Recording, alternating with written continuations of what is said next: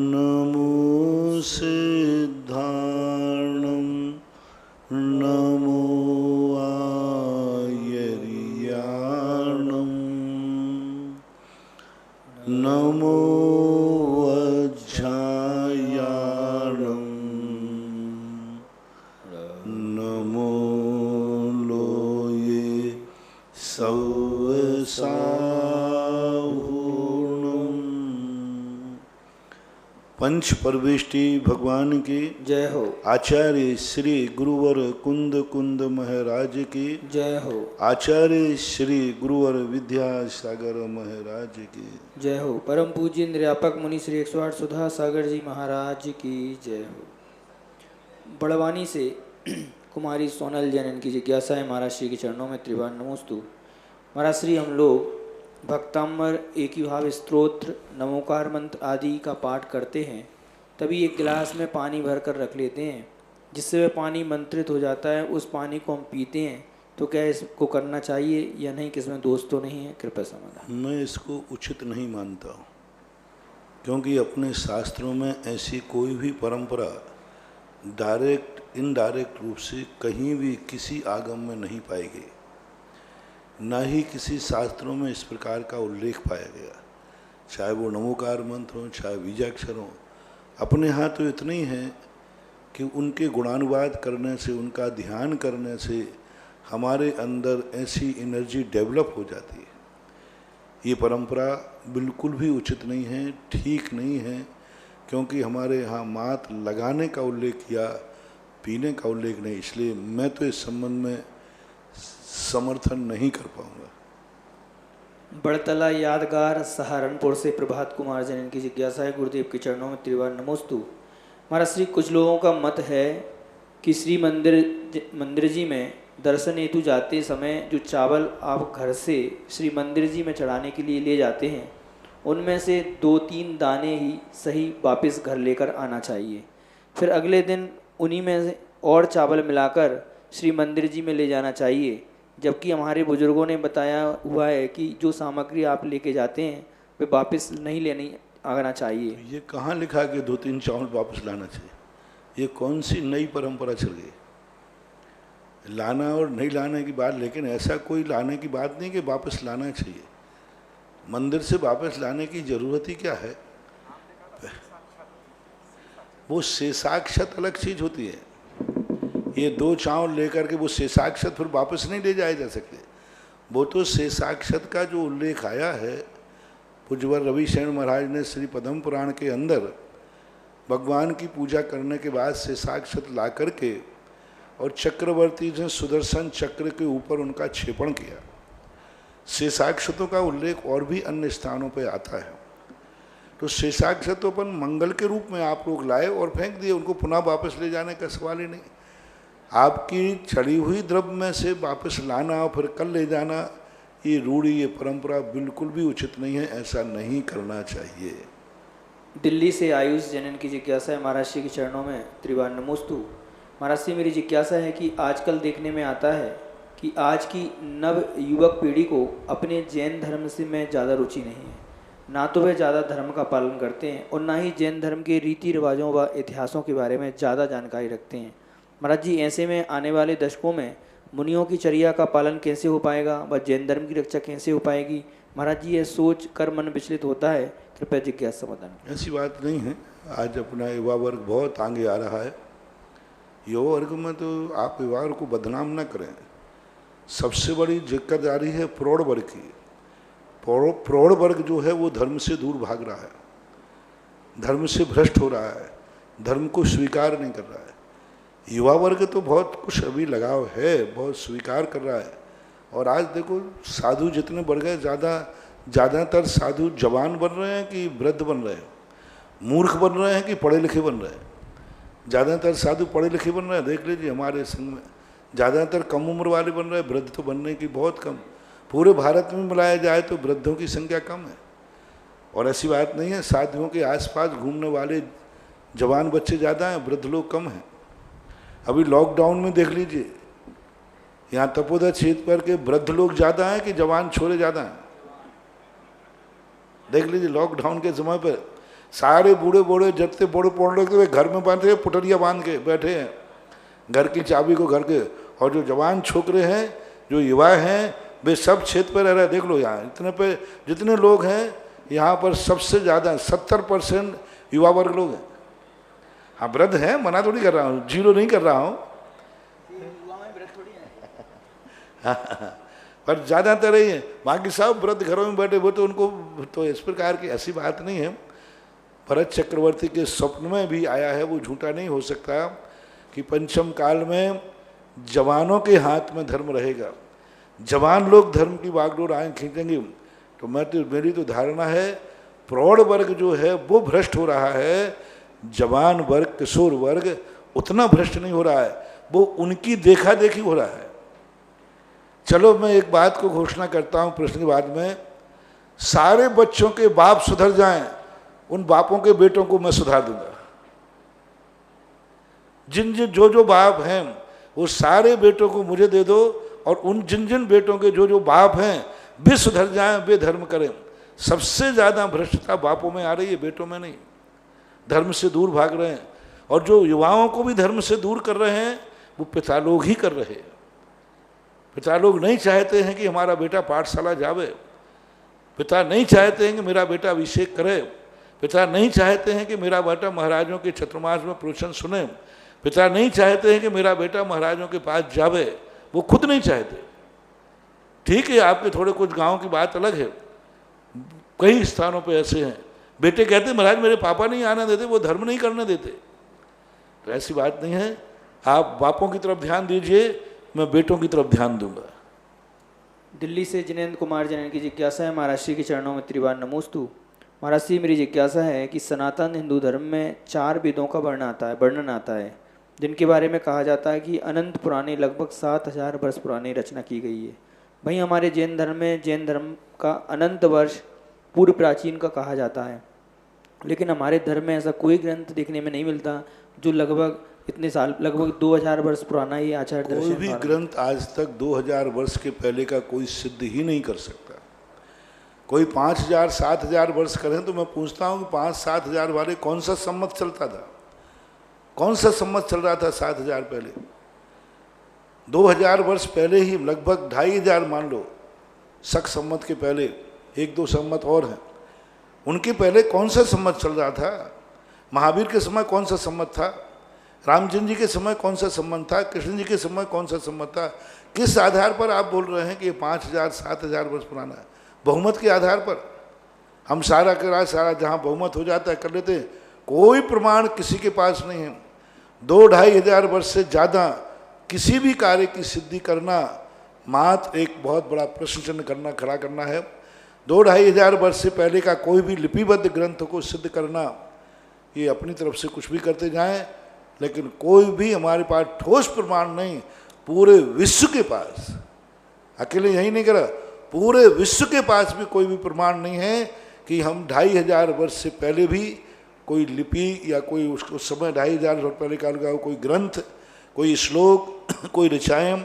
हाँ, मौखक जरूर थी, मेरे श्लोकों का विरोधी नहीं हूँ, श्लोक थे, ग्रंथ थे, लेकिन सब मौखग्र थे, लिपिबद्ध नहीं थे। 2500 वर्ष पहले का लिपिबद्ध का कोई उल्लेख, कोई शिलालेख, कोई भी चीज दुनिया में आज नहीं है। सबसे प्राचीन शिलालेख जो अजमेर के मैगजीन में रखा है, वीर निर्माण 25 का, उससे प्राचीन कोई शिलालेख नहीं। हाँ, अब ये जो पुरातत्व वाले अब कोई सिद्ध करते हैं, ये सब ऐसे ही जांच मशीनें हैं, इन जांच मशीनों का कोई भरोसा नहीं है। लेकिन 2500 वर्ष पहले का किसी भी व्यक्ति के पास कोई लिपिबद्ध हस्ताक्षर नहीं है, कोई लिपिबद्ध ग्रंथ नहीं है, कोई शास्त्र नहीं है। ये सब सिद्धि करने वाले अपने अपने ग्रंथ को सब पुराना कहते हैं, अपनी अपनी बातों कहते तो ये कहे जा रहे हैं, लेकिन कोई ठोस प्रमाण है तो बताएं। 2500 वर्ष पहले का कोई सम्मत बता देंगे, उस समय सम्मत क्या था, उस समय कौन से सम्मत से काम चलाते थे, है ही नहीं लिपिबद्ध, तो बताएंगे क्या? हाँ, जो ज्ञान जरूर होता था, द्रवसुत का ज्ञान होता था, लेकिन शिष्य को कंठस्थ तो कंठस्थ। आपने अभी देखा होगा महाभारत रामायण आप देख रहे हैं, और उसमें आप लोग देखना, मैंने तो बहुत गहन पढ़ा है उनको ग्रंथों को बहुत वर्षों पहले। गुरु ने कहीं भी कोई शिलालेख किताब से पढ़ते हुए दिखाया, कोई स्लेट पर लिखते हुए दिखाया? रामचंद्र जी भी आदि को सब पढ़ा रहे हैं, वशिष्ठ जी, लेकिन वहां पर कोई लिखा पढ़ी कर रहा है कि गुरु जी पढ़ा रहे हैं तो वो सारे शिष्य बैठ के लिख रहे हो? है पेड़ के कोई लिखा रहे? पांडव आदि को, कौरव आदि को पढ़ाया गुरुओं ने, साधुओं ने? क्या पांडव आदि कौरव आदि कुछ लिख रहे हैं, कुछ नोट बना रहे हैं, या गुरु जी किसी किताब में से पढ़ा रहे हैं? अभी आपके सामने रामायण महाभारत बहुत लेटेस्ट आपको जो दिखाया जा रहा है, इसमें देखिए कहीं भी एक भी स्थान पर कोई भी शिक्षा पद्धति लिखते हुए नहीं बताई गई। राजकार्यों में कहीं भी कोई भी लिखा नहीं बताया गया। मात पत्राचार जाते थे, उनका जरूर उल्लेख मिलता है कि पत्र बांधते थे, तो वो तो है, लेकिन कोई पढ़ाई का ग्रंथ कोई लिखा हुआ हो ना, तो हमें जैन आगम में भी कोई ऐसी वर्णन मिला, ना किसी दूसरे का मैं मानने को तैयार हूँ। सब जो कुछ भी है सब भगवान महावीर स्वामी के कई वर्षों बाद, भद्रबाहु स्वामी के बाद ही सारी दुनिया में लिखा पढ़ी शुरू हुई, शास्त्र लिखना शुरू हुआ। जब से विस्मरणशीलता बढ़ी तब से लिखा पढ़ी चालू हुई। भद्रबाहु स्वामी के समय इतनी विस्मरणशीलता नहीं थी। गुरु पूरे द्वादशांग पढ़ा देता था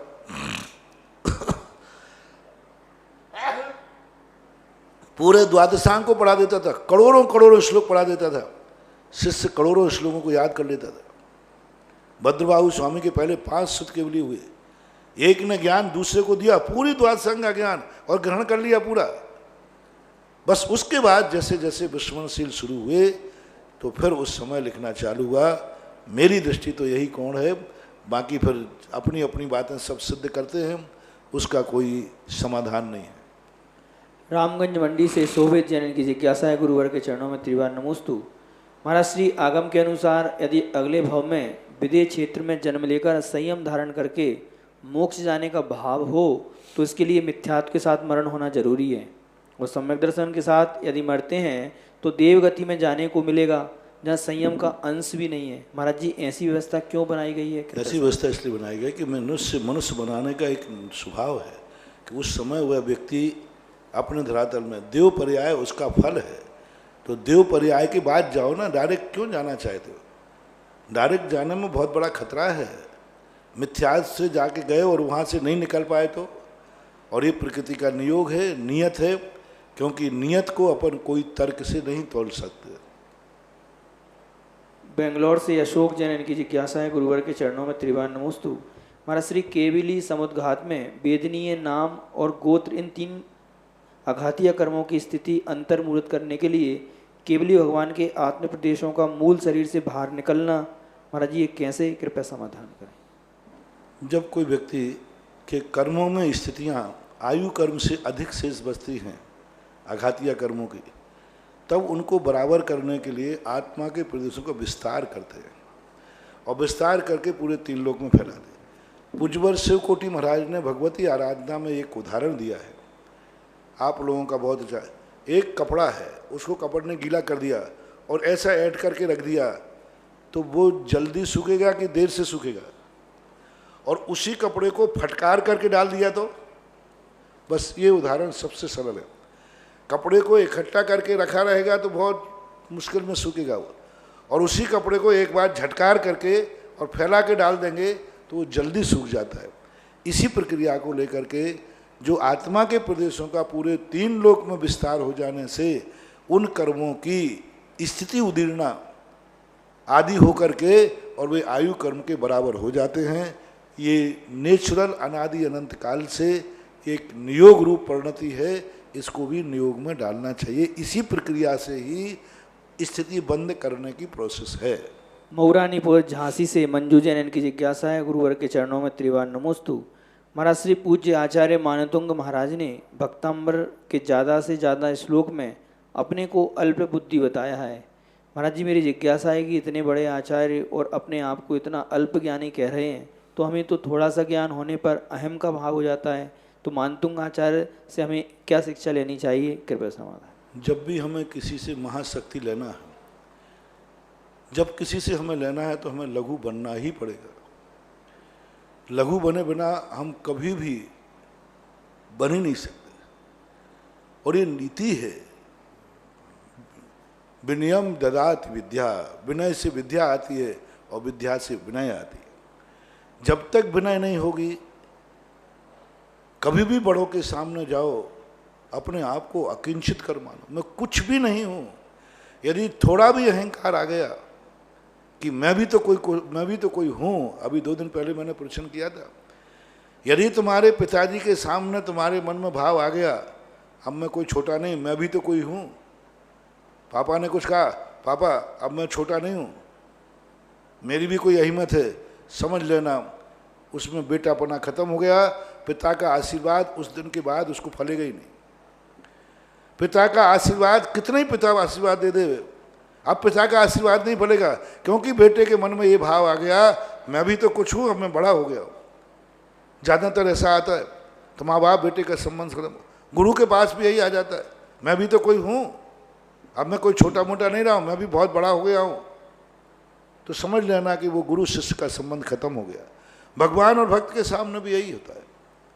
इसलिए जब हमें किसी से कुछ लेना है और जो हमारे आदर्श हैं, उनके सामने भक्तांबर से ये शिक्षा लो कि जितनी अपनी निंदा कर सको, जितने अकिंचित कर सको, जितना कोई निश्चित नहीं है, जितने अपने को धूल में मिला सको मिलाओ, उतना ही तुम बड़े की संपत्ति पा जाओगे, भगवान से एनर्जी पा जाओगे, शक्ति पा जाओगे। ये नियम है। एक उदाहरण आता है, एक लोक उदाहरण देता हूं तुम्हें, कहीं जोक है। एक मटके में पानी था और मटके में पानी आया तो वो लोटा आया, लोटा भर करके चला गया। तस्तरी कहती, उसके ऊपर तस्तरी रखी थी, तस्तरी ढककर। वो कहते हैं कि हे लोटा, तू बार बार आता है और पानी भर के ले जाता है, मैं जिंदगी भर इस मटके के ऊपर बैठी, मुझे 1 रुपया, 1 बूंद पानी नहीं मिला, मैं प्यासी की प्यासी हूं। तो लोटा कहता, बहन जी तुम सदा सिर पे बैठी हो, तुम सदा सिर पे बैठे हो, और सिर पर जो बैठता है अहंकार के चल जाता है, वो मटके में जिंदगी भर भी बना रहे तो मटके से 1 बूंद मिलने वाला, और मैं मटके में जाते ही झुक जाता हूं, मैं टेढ़ा हो जाता हूं, अपने आप को झुका देता हूं, और जो झुकेगा वो पानी से भर जाएगा, और जो अहंकार बन के बैठा रहेगा वो ढक्कन बन के तो बैठा रहेगा, लेकिन उसको पानी मिलने वाला नहीं है। भक्तांबर से बहुत बड़ी शिक्षा मिलती है मानव। हम सबसे दुनिया से कुछ चाहते हैं, लेकिन अहंकार को नहीं भूलना चाहते। जैसे वो बात आती ना, लक्ष्मण रावण से शिक्षा चाहता है लेकिन झुकना नहीं चाहता, नहीं मैं कोई कम थोड़ी हूं, मैं क्यों झुकूं। तो रामचंद्र ने कहा, नहीं, यदि ज्ञान चाहिए है तो चरणों के पास जाके खड़े हो, ज्ञान चाहिए है तो हाथ जोड़ के बात करो, ज्ञान चाहिए तो बयान करो। तो ये जो कथा, जो अपने उदाहरण आते हैं, भक्ति का यही स्वरूप है। आज पंचम काल में भक्ति का अतिशय कम क्यों होता जा रहा है धीरे धीरे? क्योंकि हमारे पास से विनय कम होती जा रही। हम बहुत अपने अहंकार को भर करके जाते हैं, मैं भी कोई चीज़ हूँ, मैं कोई कम थोड़ी हूँ। बस ये दुर्गंध जब भी दिमाग में आएगी तब भक्ति खत्म हो जाएगी। और पूज्यवर मान तुंगाचार्य महाराज ने, मैं ये दुर्गंध नहीं थी, यही हमें शिक्षा लेना चाहिए। लखनऊ से डॉक्टर सुषमा जैन, इनकी जिज्ञासा है, महाराज श्री के चरणों में त्रिवार नमोस्तु। महाराज श्री, रामायण देख के ऐसा लगा कि राम जी का सीता जी के प्रति व्यवहार निष्ठुर था। सीता जी की पवित्रता की बार बार परीक्षा ली गई, गर्भावस्था में वन में छोड़ दिया। सीता जी के ऐसे कौन से कर्म का उदय था कि पति द्वारा इतनी निष्ठुरता उनको सहन करना पड़ी? रामायण से बात पूछना चाह रहे हैं कि जैनागम से? रामायण से पूछना चाहते हैं तो रामचंद्र जी ने सीता को वनवास भेजा नहीं है। वैष्णव दर्शन में तो सीता स्वयं वन में गई है। राम को क्या उपदेश दिया है? राम भेजने को तैयार नहीं। राम कहते मैं अयोध्या ही को छोड़ देता हूँ, मैं जिंदगी भर अपनी सीता के साथ जंगल में रहूँगा। तब सीता ने उपदेश दिया है, और सीता स्वयं वनवास गई है, राम ने नहीं भेजा है। अभी जो आपकी रामायण चल रही है, जैन दर्शन के अनुसार जरूर ये प्रसंग उठता है कि रामचंद्र जी ने सीता को वनवास भेजा, निष्ठुरता नहीं थी, कुछ मजबूरियां थी। नागपुर से राशि जैन, इनकी जिज्ञासा है, महाराज श्री के चरणों में नमोस्तु। महाराज श्री 72 कलाएं कौन सी होती हैं और ये स्त्री और पुरुषों के लिए अलग अलग होती हैं, एक जैसी होती हैं? कृपया समझ। 72 कलाएं जो होती हैं वो पुरुषों और स्त्रियों की एक सी होती हैं या अलग अलग? अब ऐसा कोई अलग से तो उल्लेख मिला नहीं, दो उल्लेख मिलते हैं।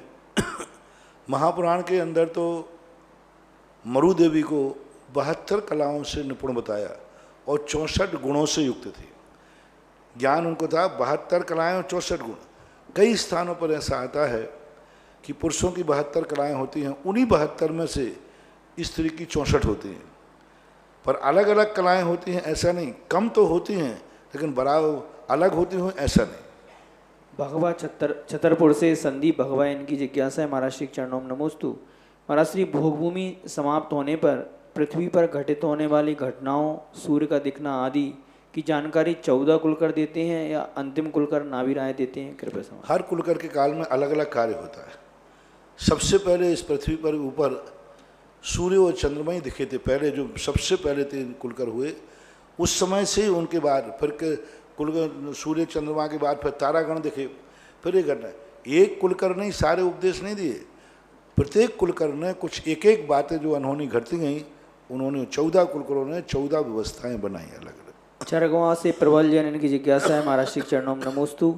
महाराज श्री परिहार विशुद्धि संयम क्या होता है और क्या मुनिराज इस संयम से छूटकर नीचे के गुण स्थानों में आ सकते हैं क्या?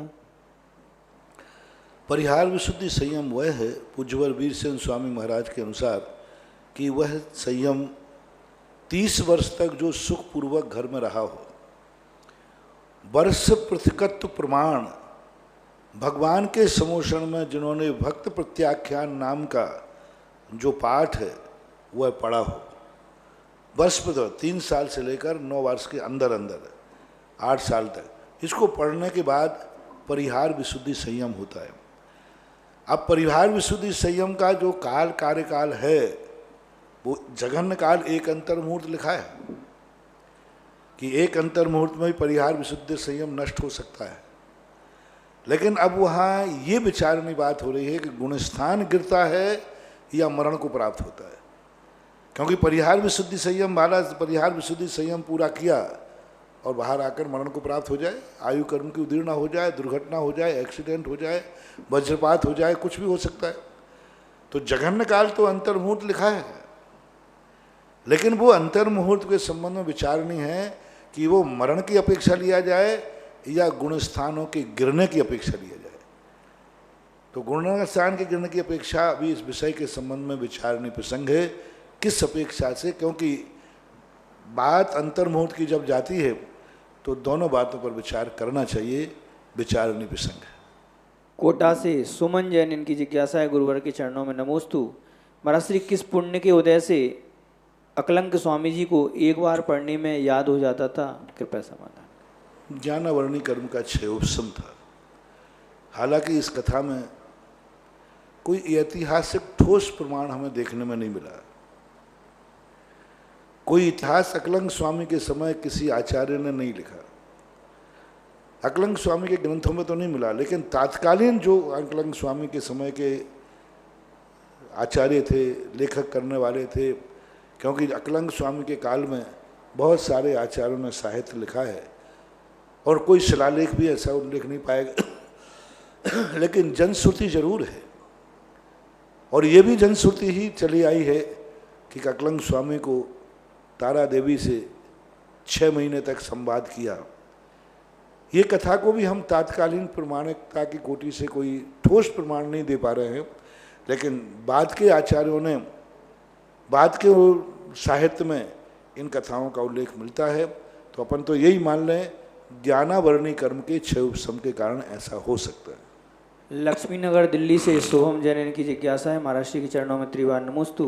क्या महाराज श्री भोगभूमि के जीवों को सम्यक दर्शन की प्राप्ति हो सकती है? यदि हाँ तो भोगभूमि में सम्यक दर्शन के क्या क्या निमित्त मिलते होंगे? कृपया समाधान। भोगभूमि में सम्यक दर्शन के लिए सम्यक दर्शन होने में कोई बाधा नहीं। धर्म श्रवण भी वहाँ सम्यक दर्शन है, जाति श्रवण भी वहाँ सम्यक दर्शन है। विशेष रूप से जाति श्रवण के माध्यम से और संबोधन के माध्यम से देवता लोग भी वहाँ अपने पूर्व भाव के संबंध के कारण संबोधन को जा सकते हैं।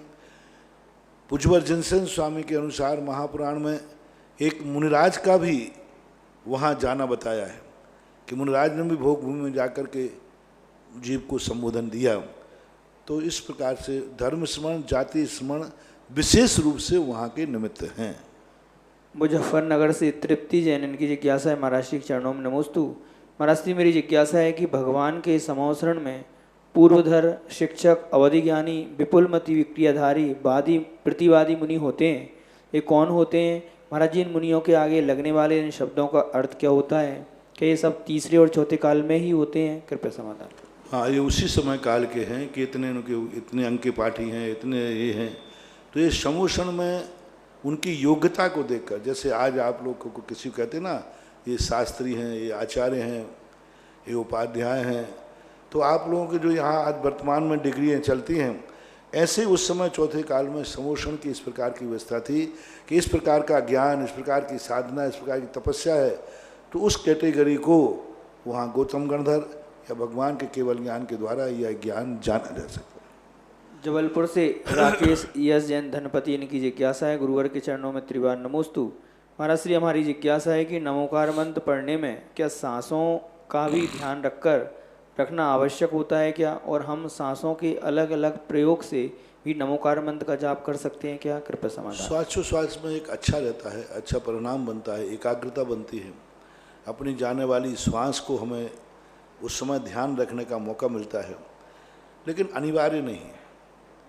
करते हैं तो श्रेष्ठतम श्रेष्ठ है, बहुत अच्छा है, लेकिन नहीं करते हैं तो ऐसा कोई आदेशात्मक वचन शास्त्र में नहीं है कि नमोकार मंत्र श्वास पर ही पढ़ना चाहिए, लेकिन पढ़ते हैं तो बहुत अच्छा है। इंदौर से सुमेर चंद जैन, इनकी जिज्ञासा है महाराज श्री के चरणों में नमोस्तु। महाराज श्री, आदिनाथ भगवान ने हजारों वर्ष तपस्या की, बाहुली भगवान ने 1 वर्ष कठोर तप किया और भरत भगवान एक अंतर मुहूर्त में ही मोक्ष चले गए। जिज्ञासा है कि किसकी तपस्या श्रेष्ठ है? क्या भरत जी ने घर में ही रहकर तपस्या कर ली थी, उन्हें केवल 48 मिनट में ही मोक्ष हो गया? कृपया समाधान। इसमें वर्तमान पुरुषार्थ देखा जाता है कि मन वचन काय की जो एकाग्रता थी वो भरत की एकदम हो गई। बहुत सारे कार्य ऐसे देखे जाते हैं कि कई लोग बहुत मेहनत करते तब सफल हो जाते हैं, कई लोग थोड़ा सी मेहनत करते ही पास हो जाते। तो अब ऐसा तो हम कुछ नहीं कह सकते कि अतीत भवों का है, बस उनका एक अंतर मुहूर्त के अंदर उन्होंने अपने मन वचन काय को बहुत तेजी साथ रोक लिया। आदिनाथ वो नहीं रोक पाए। इसमें बड़े छोटे का कोई विकल्प नहीं है, क्योंकि अब उनके मन की एकाग्रता थी। शास्त्रों में तो यही वर्णन लिखा, पूर्व के पुण्य के कारण से या किसी काल लब्धि के कारण से उनको अंतर मुहूर्त में केवल ज्ञान हो गया, ऐसा कोई शास्त्रों में उल्लेख नहीं आया। शास्त्रों में यही उल्लेख आया है कि उन्होंने अपने मन वचन काय को दीक्षा देते ही एकाग्र कर लिया। अरे भरत चक्रवर्ती तो बहुत आगे की चीज़ है। हम इससे और बड़ी चीज़ तुम्हें बताते हैं। उनके गुरु महाराज जो हैं वर्षों से दीक्षित थे, अंजन चोर। अंजन चोर तो जिंदगी भर का चोर रहा, और जैसे गुरु वर्षों के पुराने थे, गुरु दीक्षा देते रहे, और दीक्षा देने के बाद जैसे वो ध्यान में बैठा 5000 धनुष ऊपर उठ गया, केवल ज्ञान प्राप्त कर लिया। अब इसमें क्या है? ये वर्तमान का उसका पुरुषार्थ है। उदाहरण के रूप में वही बात अंजन चोर की है। जिंदगी भर नमोकार मंत्र की माला पढ़ता रहा, उसकी इतनी विशुद्धि नहीं हुई, इतना समर्पण नहीं आया। और अंजन चोर ने कभी नमोकार मंत्र नहीं पढ़ा, और उसने इतनी श्रद्धा दिखा दी कि शिक्षा काट दिया और विद्या सिद्ध हो गई। और जो सेठ जी थे वे जिंदगी भर करोड़ों मालाएं फेरते फिरे, तो भी उनकी विशुद्धि नहीं बढ़ पाई। तो ये एकदम अंदर की परिणति की बात है, बन गए। मऊरानीपुर से राकेश सिंह, इनकी जिज्ञासा है महाराज श्री के चरणों में त्रिवार नमोस्तु। महाराज श्री, मेघों से बरसते जल से फसल लहला जाती है, पेड़ पौधों में अभिसंचित जल से फल फूल खिल जाते हैं। मेरी जिज्ञासा है कि श्री जी के मस्तक पर ढाले हुए प्रासुक जल से क्या परिणमन होता है, और तथा किन भावों से हमको भगवान का अभिषेक देखना और करना चाहिए? कृपया समाधान। भगवान का अभिषेक जो है परिणाम उनके गुणों को प्राप्त करने का एक तरीका है। सिर से मस्तक से अभिषेक इसलिए करते हैं कि भगवान के जितने भी गुण हैं उन सभी गुणों को मैं चाहता हूँ, और उन सभी गुणों को मेरे अंदर प्राप्ति हो। और मूर्ति का अभिषेक इसलिए किया जाता है कि मूर्ति में मंत्रों की स्थापना होती है, गुणों का आरोपण होता है, तो उनके स्पर्श से जो गुण होते हैं उस धूल में, उस जल के कणों में आ जाते हैं, जो हमारे लिए भी एनर्जी प्राप्त कराती है। तभी तो कहा है त्वदपाद पंकज रजो मृत दिग्ध देहा। रज अलग है, लेकिन भगवान के चरणों से छू जाने से वह जो है मकरध्वज रूपा, मृत्या भवंति मकरध्वज तुल्य रूपा, वह इस प्रकार से मनुष्य को मकरध्वज बना देती है। जयपुर से खुशबू जैन, इनकी जिज्ञासा है गुरुवर के चरणों में त्रिवार नमोस्तु। महाराज से मेरी जिज्ञासा है कि मेरी मम्मी कहती है कि बेटियों का पैसा खर्च करने से गरीबी आती है। मैं जब भी सामान लाती हूँ तब मम्मी मना कर देती है और डांट देती है कि बेटियों का खाएंगे क्या, और मुझे पैसे वापस कर देती है। महाराज श्री मेरा मानना है कि घर में मेरा तेरा पैसा क्या है, ये सब पैसे घर के रहते हैं, क्या मेरा ऐसा सोचना ठीक है? अब ये सामाजिक व्यवस्था है मानवा, हमारे शास्त्रों में ऐसा कोई वर्णन नहीं है। एक सामाजिक मर्यादाएं, सामाजिक व्यवस्थाएं हैं।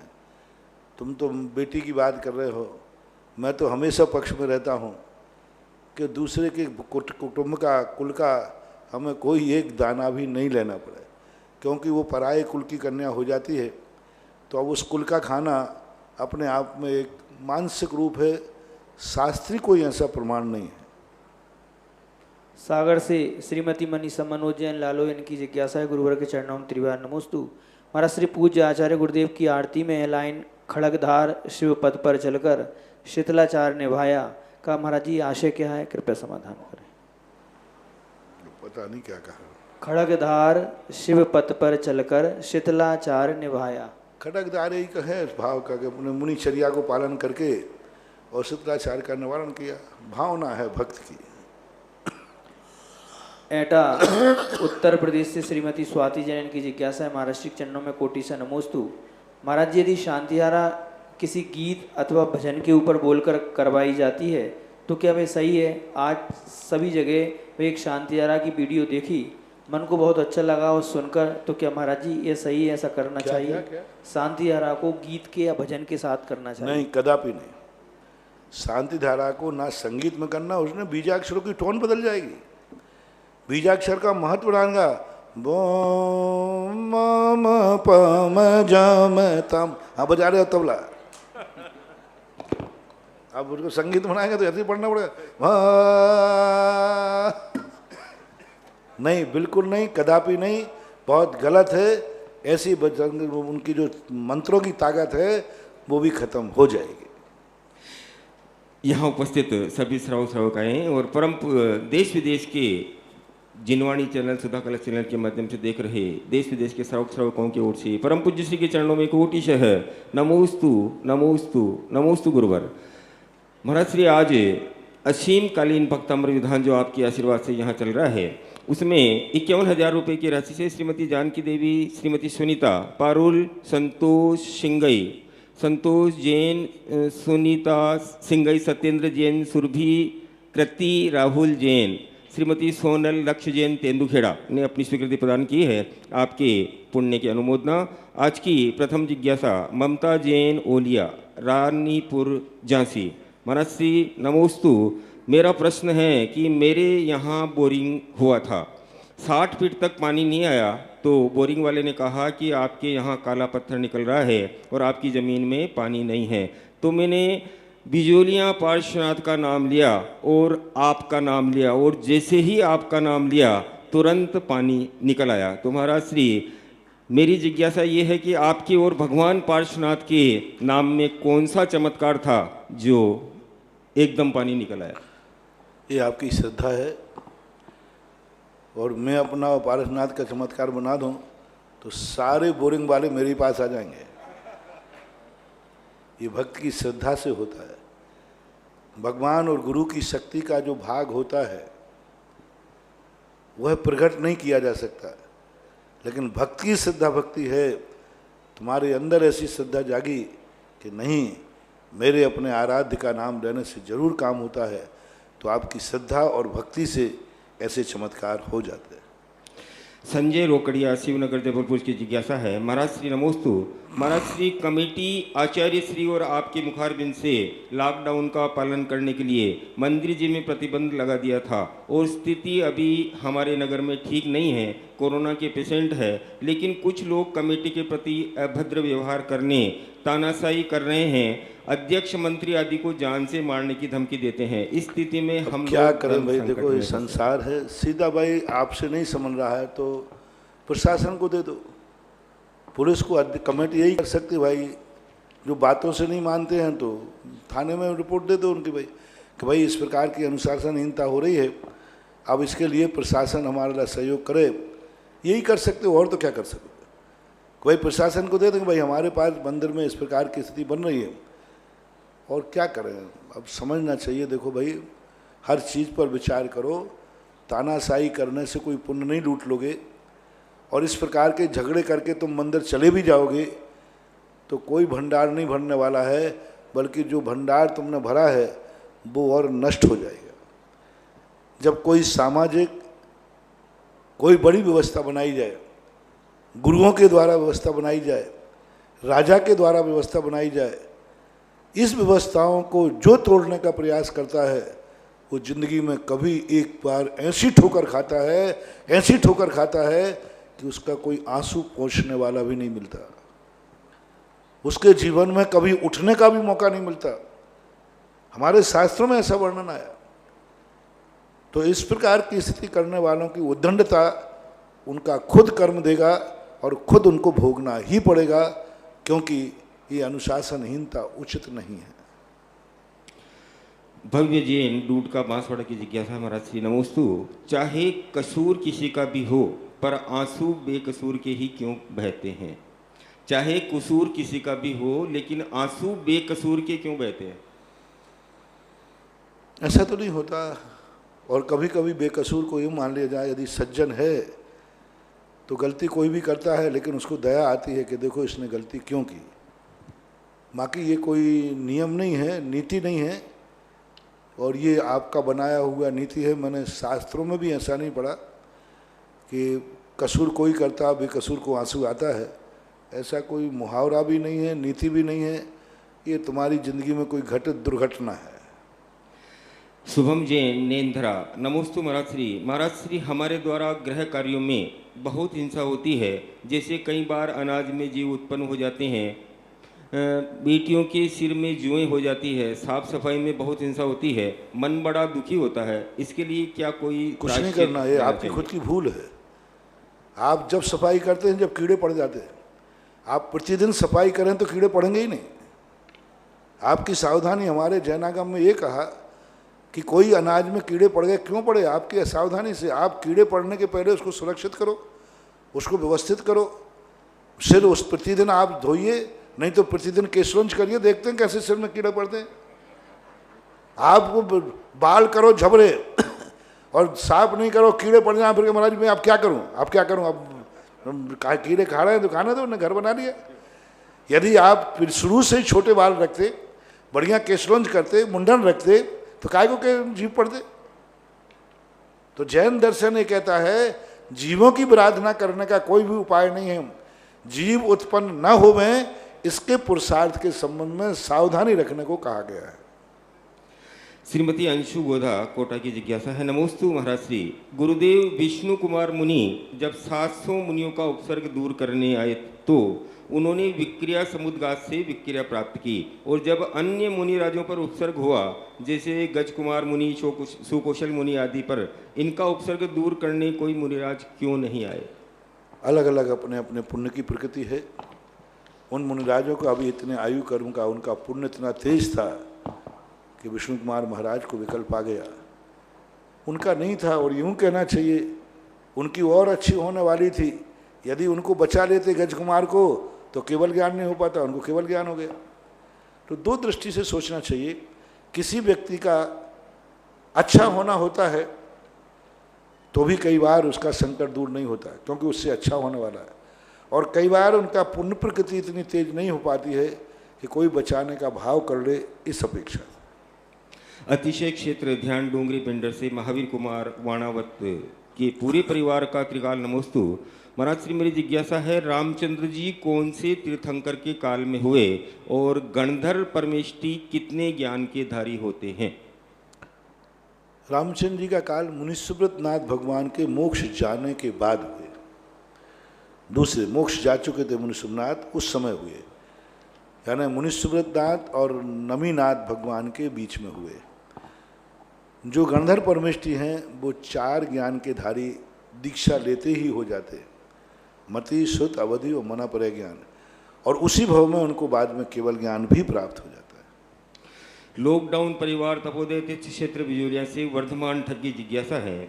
नमोस्तु गुरुवर, मेरी जिज्ञासा है कि विश्व व्यवस्था और वस्तु स्वातंत्र को कैसे समझा जा सकता है एवं आपस में इनमें क्या भिन्नता है तथा आज के भौतिक परिवेश में इनका दैनिक जीवन में क्या सामान्य विशेष महत्व है? कृपया। वास्तु स्वतंत्रता का अर्थ ही है कि हम किसी की स्वतंत्र सत्ता को मिटाने का प्रयास न करें। सहयोग देने के लिए वास्तु स्वतंत्रता बाधक नहीं है, निमित्त नैमित्तिक सहयोग करने की बात होती है। हम कर्ता धर्ता न बने, मैं इसको मिटा दूंगा, मैं इसको बना दूंगा, ये जो अहंकार भाव है, ये अहंकार भाव वास्तु स्वतंत्रता को खंडित करता है।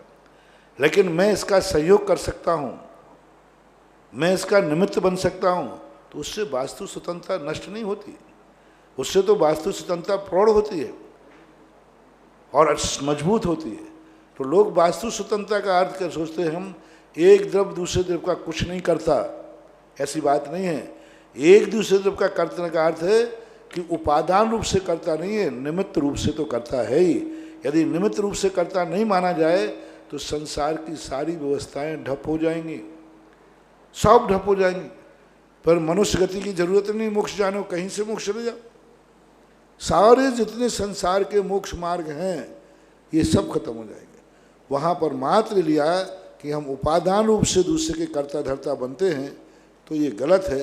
बाकी व्यवस्था वास्तु स्वतंत्रता से और विश्व की व्यवस्था में को यदि वास्तु स्वतंत्रता के परिप्रेक्ष्य में जो जैन दर्शन में कथन है उसके अनुसार ढाला जाए तो विश्व व्यवस्था सुदृढ़ होगी और अच्छी होगी।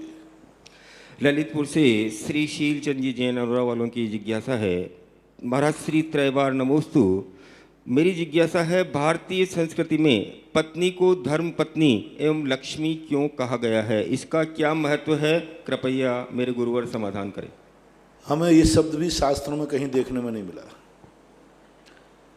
धर्म पत्नी शब्द का प्रयोग हमारे कहीं किसी जैनागम में किसी भी शास्त्र में देखने को नहीं मिला। ये कब से चला, कैसे चला, हमारे ज्ञान से परे है। और लक्ष्मी शब्द का प्रयोग भी हमारे शास्त्रों में ऐसा कोई शब्द का प्रयोग नहीं किया। महिलाओं के पर्यायवाची नामों में जरूर लक्ष्मी शब्द का प्रयोग हुआ है। और यूँ मान लो कि ससुराल से माल लाती है इसलिए होती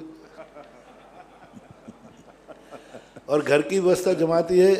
कवियों ने अनेक अनेक रूप नारियों के ऊपर दृष्टिकोण रखा। कवियों ने ना जाने कितने दृष्टिकोण, पुरुषों के ऊपर इतने दृष्टिकोण नहीं गए कवियों के।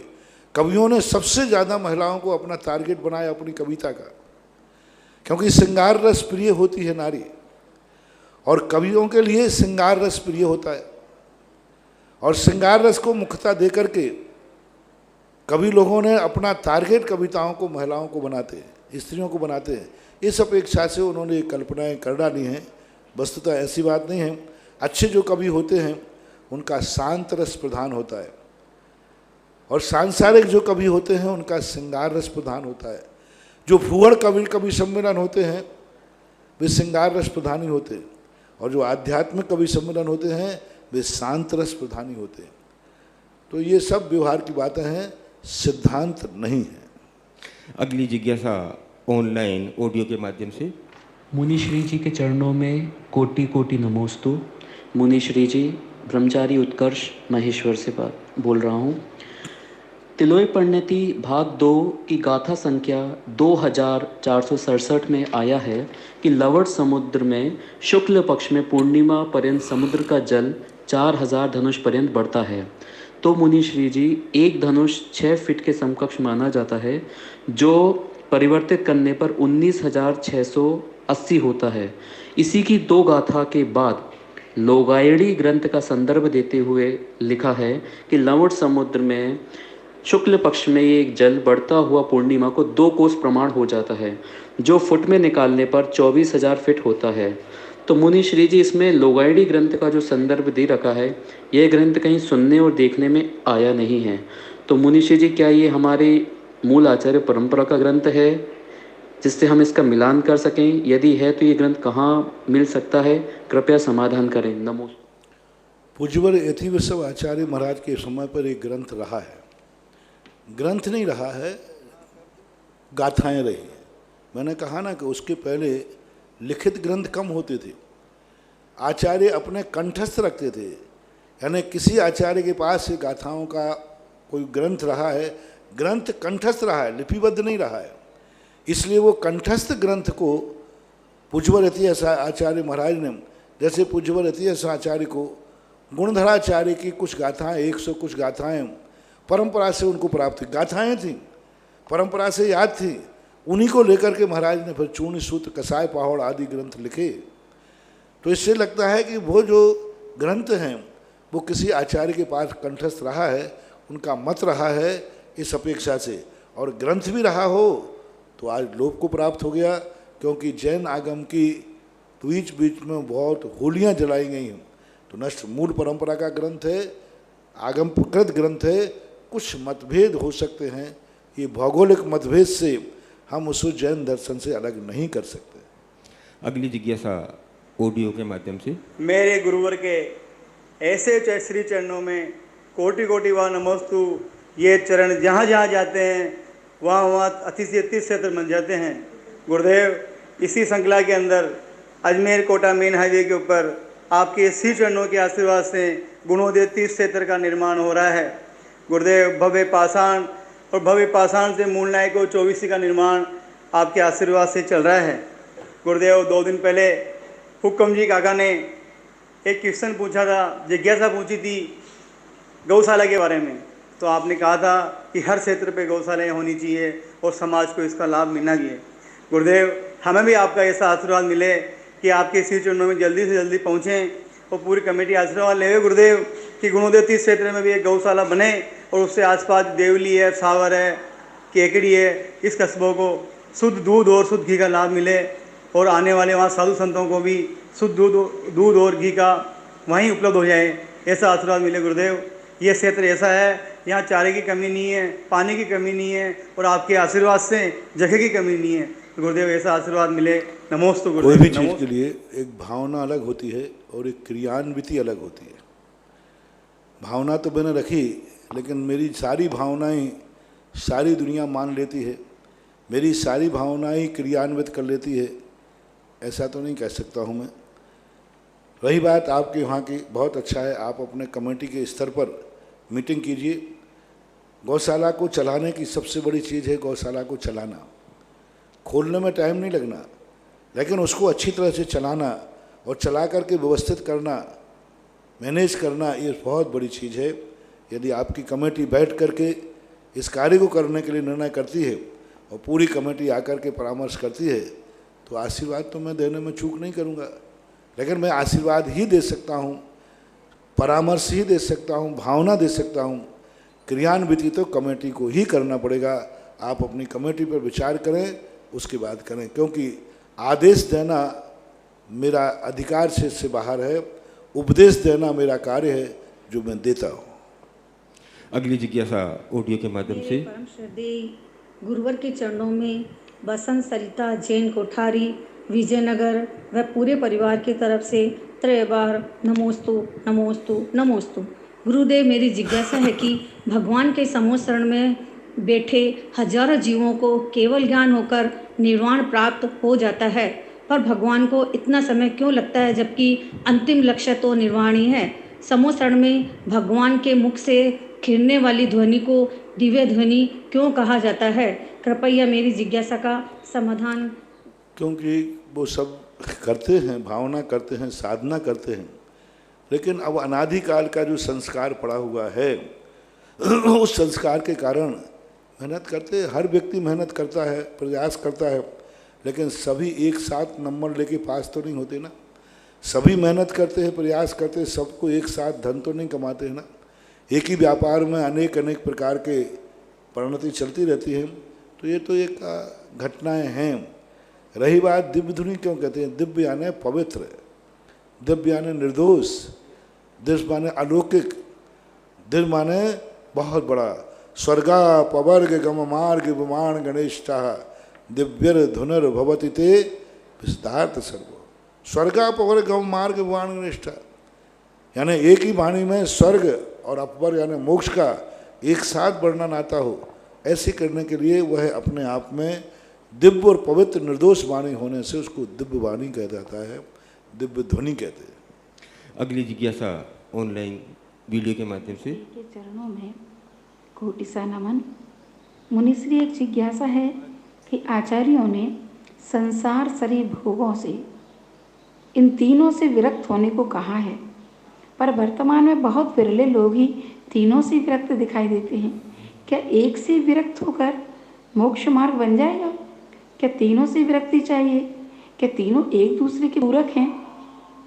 विस्तार से समझाएं, क्योंकि संसार से वैराग अकेला लेकर के और शरीर के प्रति यदि आसक्ति दिखाई देती है तो क्या वह मोक्ष मार्गी है? संसार शरीर से वैराग दोनों से होना जरूरी है। हाँ, ये मोक्ष मार्ग की जहाँ तक बात है तो मोक्ष मार्ग अनेक प्रकार का है, क्योंकि हमारे यहाँ शरीर बकुश भी कहे, उपकरण बकुश भी कहे, पुलाक भी कहे। तो जब मोक्ष मार्ग की बात आती है तो मोक्ष मार्ग में तो 33 नंबर वाले मुनिराज भी होंगे, 50 वाले भी होंगे, 99 वाले भी होंगे। तो ये तब तो व्यवस्था अलग है।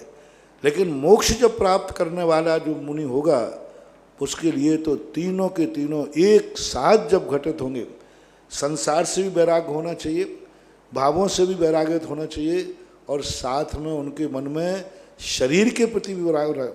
शरीर और संसार में कैसा भी थोड़ा सा भी हो, काय स्वहलास परिणाम प्रतिक्रमण में आता है। तो काय स्वहलास जो परिणाम होता है वो भी संसार के लिए बाधक है, बहुत बाधक बनता है। इसलिए जब मोक्ष प्राप्त करना है तब तो ये सारी चीज़ें उसको चाहिए, और बाकी मोक्ष मार्ग में हैं तो सब प्रकार की बातें बनती हैं। श्रीमती इंदिरा जैन बरमुंडा कोटा की जिज्ञासा है। नमोस्तु गुरुवर महाराज श्री, मेरी जिज्ञासा है, अनंतानंत सिद्ध भगवान सिद्ध शिला पर विराजमान हैं, आगे भी अनंतानंद सिद्ध भगवान विराजमान होंगे, तो क्या सब मोक्ष चले जाएंगे और एक दिन संसार खाली हो जाएगा? जिसको इस बात की चिंता है वो तो संसार में रहेगा, इसलिए अब मुझे कोई चिंता नहीं कि संसार खाली हो जाएगा। जिसको संसार की चिंता है, जिसको ये नरक की चिंता है कि नरक में कौन बचेगा, तो कम से कम वो तो नरक जाएगी। ऐसी कोई बात नहीं है। अनंत काल तक एक पेड़ के पत्ते में इतने जीव हैं कि वे ही खाली नहीं होना। बणफरिकाइया जीवा अनंता अनंता, बणफरिकाई जीव अनंतानंत हैं, और ये अक्षय अनंत है। जैसे आपने देखा सूर्य में से ऊर्जा निकल रही है, ये सूर्य की ऊर्जा कब खत्म हो जाएगी? लाखों वर्ष पहले भी ऐसे ही दमक रहा था, आज भी ऐसे ही दमक रहा है, अक्षय अनंत है। समुद्र में से पानी हमेशा हर साल कितना ऊपर आकर के बरस जाता है, लेकिन समुद्र ज्यों का त्यों भरा हुआ है, अनादिकाल से भरा हुआ है। कितना पानी ऊपर जाके बरस जाता है, लेकिन फिर भी समुद्र में, और कितना जाकर के जमीन में सोख जाता है। क्या जितना पानी समुद्र का आकाश से बरसता है, नदी के माध्यम से क्या पूरा पानी वापस हो जाता है? नहीं होता है, कितना बीच में रुक जाता है। तो भी समुद्र आज तक कभी खत्म नहीं हुए। तो ये अक्षय अनंत कहलाते हैं। अक्षय अनंत उसे बोलते हैं जिसमें व्यय तो है, आय नहीं है, फिर भी समाप्त नहीं होगा, उसको अक्षय अनंत बोलते हैं।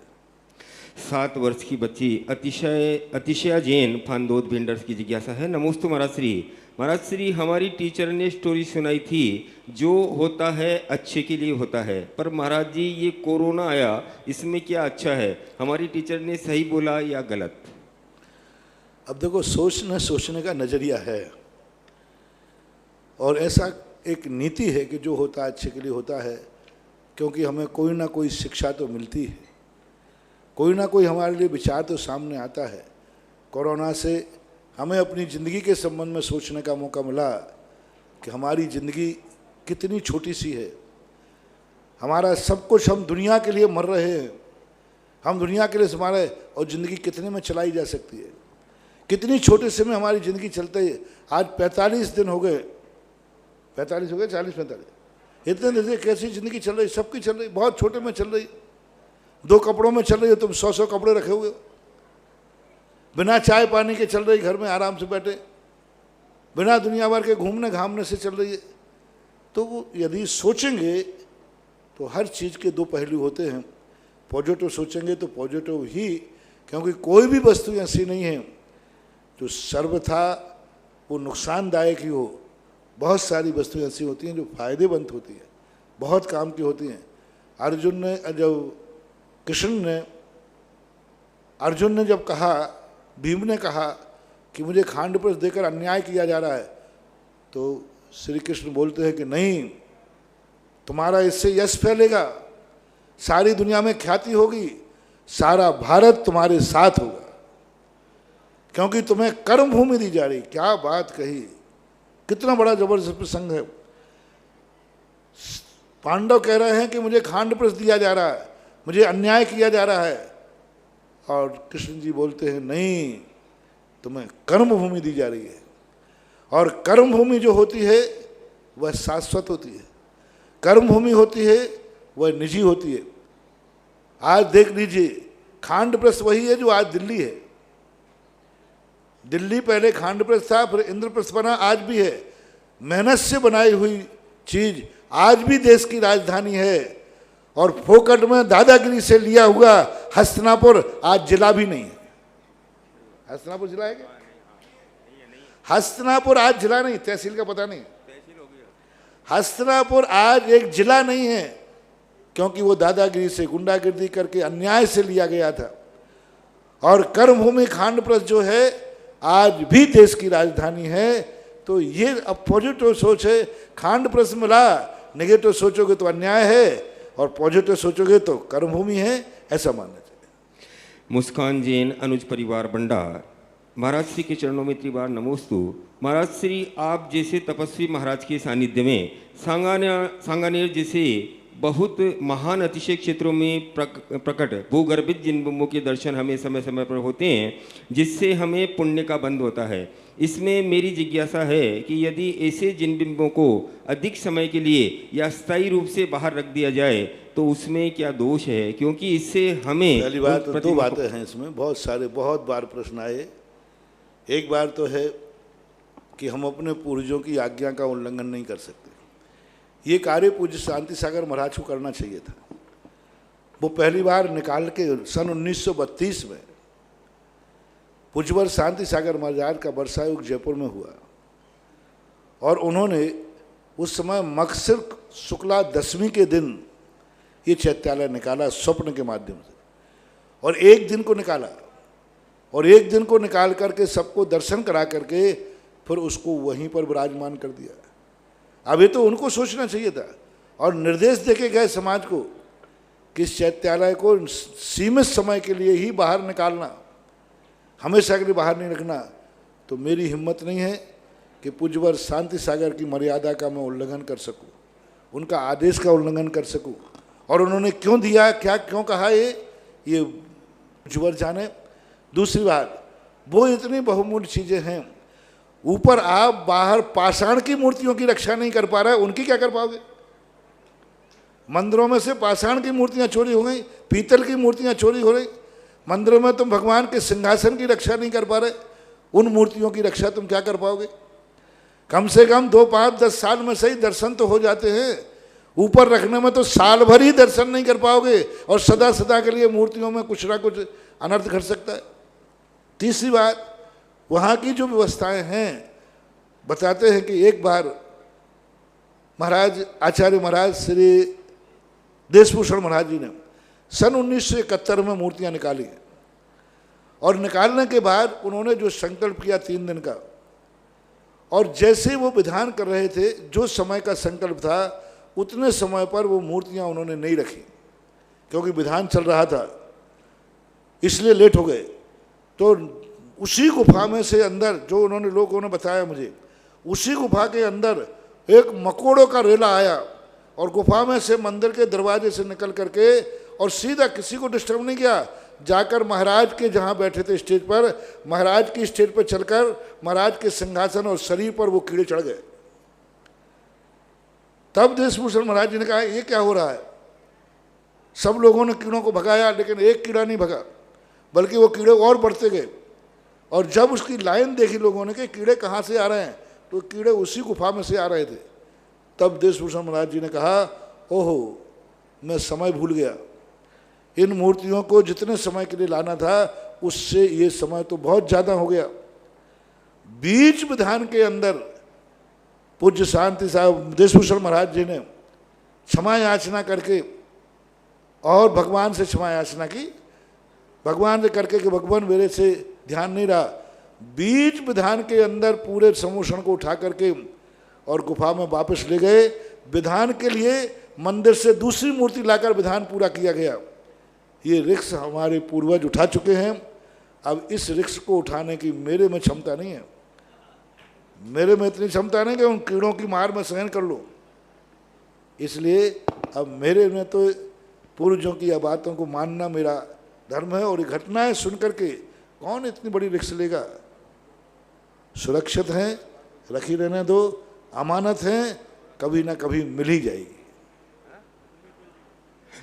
आज की जिज्ञासा समाधान का समय यहीं समाप्त होता है। बुरी परम पूज्य निर्यापक मुनि पुंगव श्री सुरसागर जी महाराज की जय। जिनवाणी के ज्ञान से सूझे लोकालोक, सो वाणी मस्तक धरूं सदा देत हूँ डोक। ही जिनवाणी भारती तो ही जपो दिन रेन, जो तेरा शरणा गया सो पावे सुख चैन।